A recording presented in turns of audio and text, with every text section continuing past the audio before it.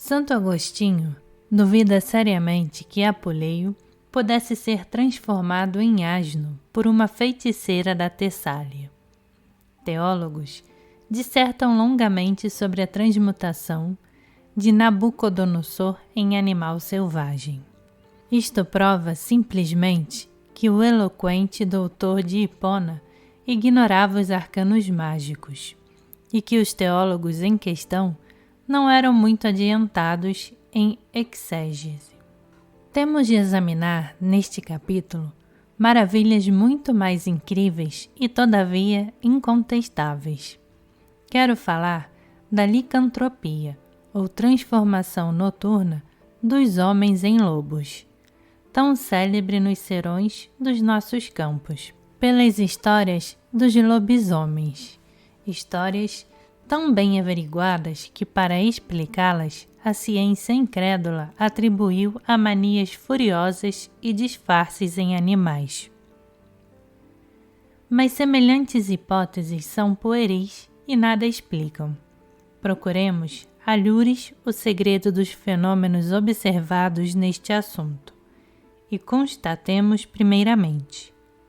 Primeiro, que nunca alguém foi morto por um lobisomem, a não ser por sufocação, sem efusão de sangue e sem ferimentos. Segundo, que os lobisomens aquados, perseguidos, feridos até, nunca morreram no mesmo lugar. Terceiro, que as pessoas suspeitas destas transformações sempre foram achadas nas suas casas, depois da caça ao lobisomem, mais ou menos feridas, às vezes moribundas, mas sempre na sua forma natural. Agora, constatemos fenômenos de outra ordem. Nada no mundo é mais bem atestado e mais incontestavelmente provado do que a presença visível e real do padre Afonso de Liguori, junto ao Papa agonizante, enquanto que a mesma personagem era observada em sua casa, a uma grande distância de Roma, em oração e êxtase.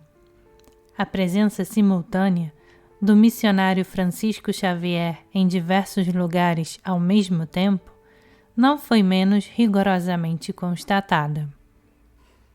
Dirão que são milagres. Responderemos que os milagres, quando são reais, são simplesmente fenômenos para a ciência. As aparições de pessoas que nos são caras, coincidindo com o fenômeno da sua morte, são fenômenos da mesma ordem e que se podem atribuir à mesma causa. Falamos do corpo sideral, que é o intermediário entre a alma e o corpo material.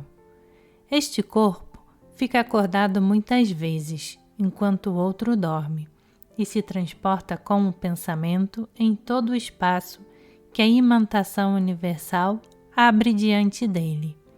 Assim, estende sem romper o cordão simpático que o conserva unido ao nosso coração e ao nosso cérebro. E é o que torna muito perigoso o despertamento em sobressalto para as pessoas que sonham. Com efeito, uma comoção muito forte pode romper imediatamente o cordão e ocasionar subitamente a morte. A forma do nosso corpo sideral é conforme o estado habitual dos nossos pensamentos e modifica, com o tempo, as feições do corpo material. É por isso que Swedenborg, nas intuições sonambúlicas, via muitas vezes espíritos em forma de diversos animais. Ousemos dizer agora que um lobisomem outra coisa não é senão o corpo sideral de um homem, de que o lobo representa os instintos selvagens e sanguinários, e que, enquanto seu fantasma passeia, assim nos campos, dorme penosamente no seu leito e sonha que é um verdadeiro lobo. O que nunca faz de visível o lobisomem é a sobreexcitação quase sonambúlica causada pelos que têm medo dele, ou a disposição mais particular das pessoas simples do campo, de pôr-se em comunicação direta com a luz astral, que é o meio comum das visões e dos sonhos.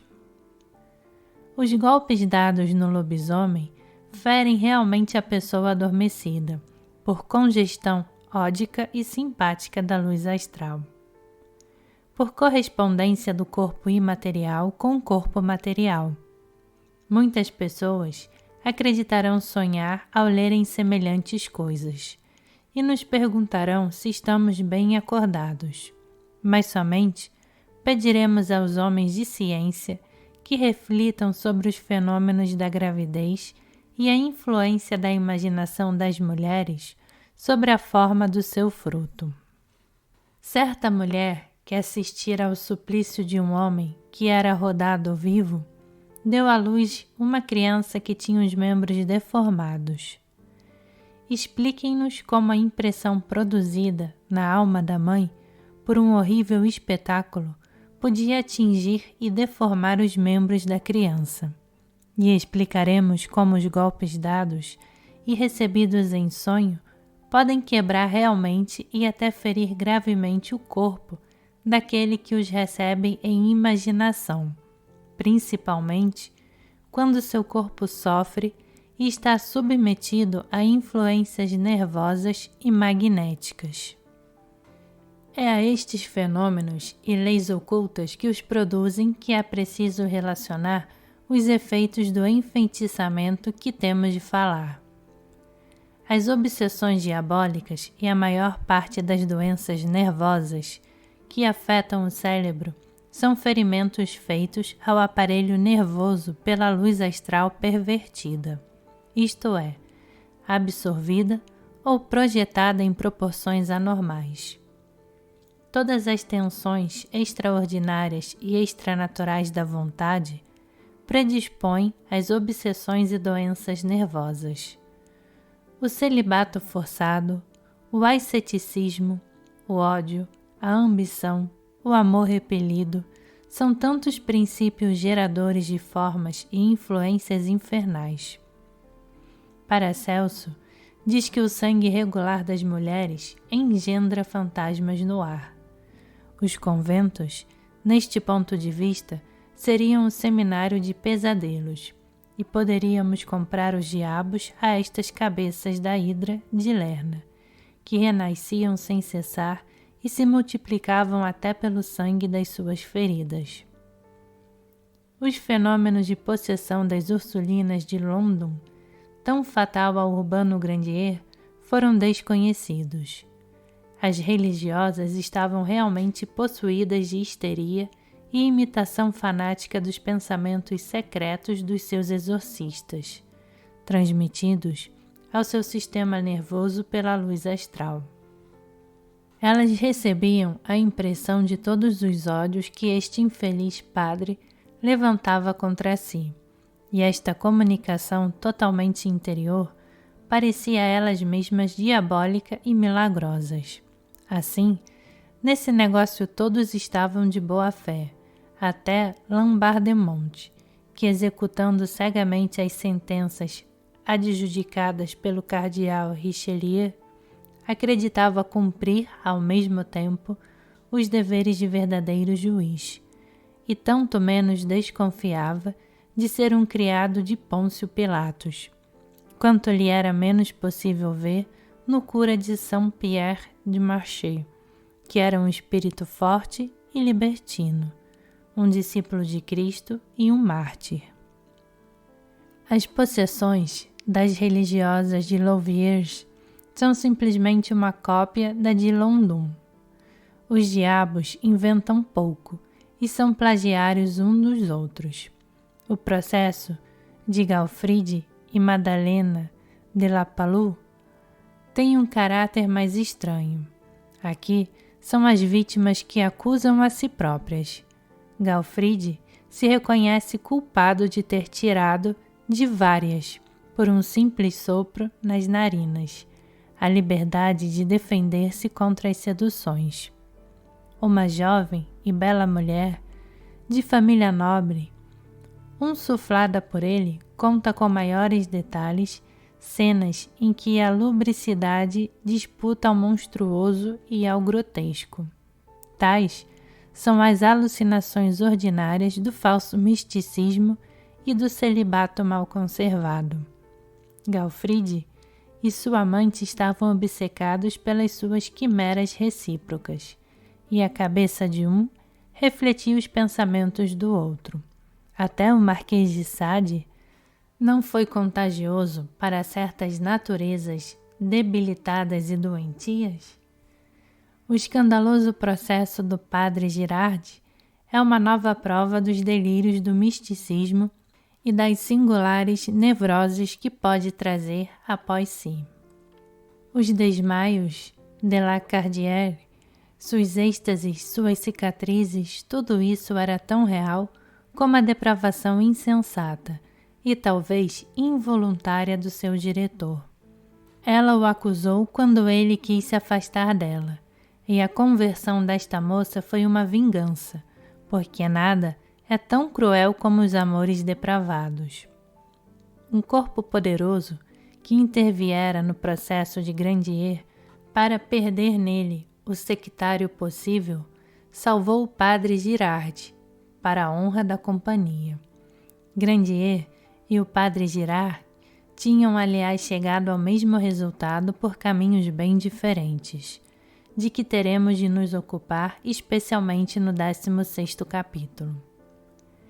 Agimos pela imaginação sobre as imaginações dos outros, pelo nosso corpo sideral sobre os deles, e pelos nossos órgãos sobre os seus órgãos, de modo que, pela simpatia, quer de atração, quer de obsessão, nós possuímos uns aos outros e nos identificamos com aqueles sobre os quais queremos agir. São as reações contra este império que muitas vezes fazem suceder as simpatias mais vivas à antipatia mais pronunciada. O amor tem por tendência identificar os seres.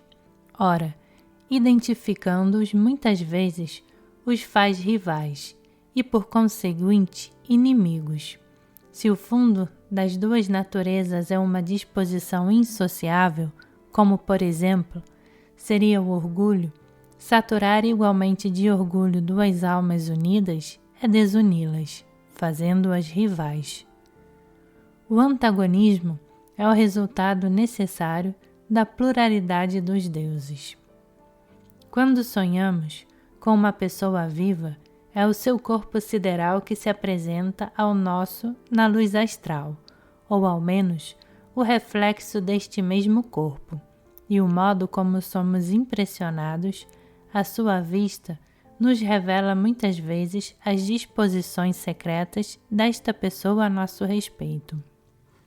O amor, por exemplo, faz o corpo sideral de uma a imagem e semelhança do outro, de modo que o médium anímico da mulher que como que um homem e o do homem como que uma mulher. É esta mudança que os cabalistas quiseram exprimir de um modo oculto, quando dizem explicando em termo obscuro da Gênese. Deus criou o amor, pondo uma costela de Adão no peito da mulher e a carne de Eva no peito de Adão, de modo que o fundo do coração da mulher é um osso do homem e o fundo do coração do homem é carne de mulher. Alegoria que certamente não é sem profundeza e sem beleza. Dissemos alguma coisa no capítulo precedente do que os mestres em Cabala chamam o embrionato das almas. Este embrionato, completo depois da morte da pessoa que possui outra, é muitas vezes começado na sua vida, quer por obsessão, quer por amor. Conheci uma jovem que tinha grande terror de seus pais e que praticou de um momento para outro, contra uma pessoa inofensiva, os atos que temia da parte dos pais. Conheci outra que, depois de ter tomado parte numa evocação em que se tratava de certa mulher culpada e atormentada, no outro mundo, por certos atos excêntricos, imitou, sem razão alguma, os atos da mulher morta. É a este poder oculto que é preciso atribuir a influência terrível da maldição dos pais, temida entre os povos da terra, e o verdadeiro perigo das operações mágicas, quando a pessoa não chegou ao isolamento dos verdadeiros adeptos. Esta virtude de transmutação sideral, que existe realmente no amor, explica os prodígios alegóricos da baqueta de Circe. Apuleio fala de uma tessaliana que se transformava em pássaro. Ele se faz amar pela criada desta mulher, para surpreender os segredos da sua patroa, e só chegou a mudar-se em asno. Esta alegoria explica os mistérios mais ocultos do amor. Os cabalistas dizem ainda que, quando uma pessoa ama a uma mulher elementar, quer seja Ondina, Sílfide ou Gnômide, imortaliza-se com a amada ou com esta morre. Vimos que os seres elementares são homens imperfeitos e ainda mortais. A revelação de que falamos e que consideraram como uma fábula é, pois, o dogma da solidariedade em amor, que é o fundo do próprio amor, e explica toda a sua santidade e onipotência. Qual é, pois, esta feiticeira que muda seus adoradores em porcos, e cujos encantos são destruídos desde que seja submetida ao amor? Ela, a cortesã antiga, é a moça de mármore de todos os tempos. A mulher sem amor absorve e avilta tudo o que dela se aproxima. A mulher que ama espalha entusiasmo, nobreza e vida. Falaram muito no último século de um adepto acusado de charlatanismo e que era chamado em vida o divino Cagliostro. Sabemos que ele praticava as evocações e que foi vencido nesta arte pelo iluminado Choroepfer. É sabido que se vangloriava de ligar as simpatias e que dizia ter o segredo da grande obra. Mas o que o tornava ainda mais célebre era um certo elixir de vida que dava instantaneamente aos velhos o vigor e a seiva da juventude. Esta composição tinha por base o vinho de Malvásia e se obtinha pela destilação do esperma de certos animais com o suco de várias plantas. Nós possuímos a receita e compreenderão facilmente por que devemos conservá-la oculta.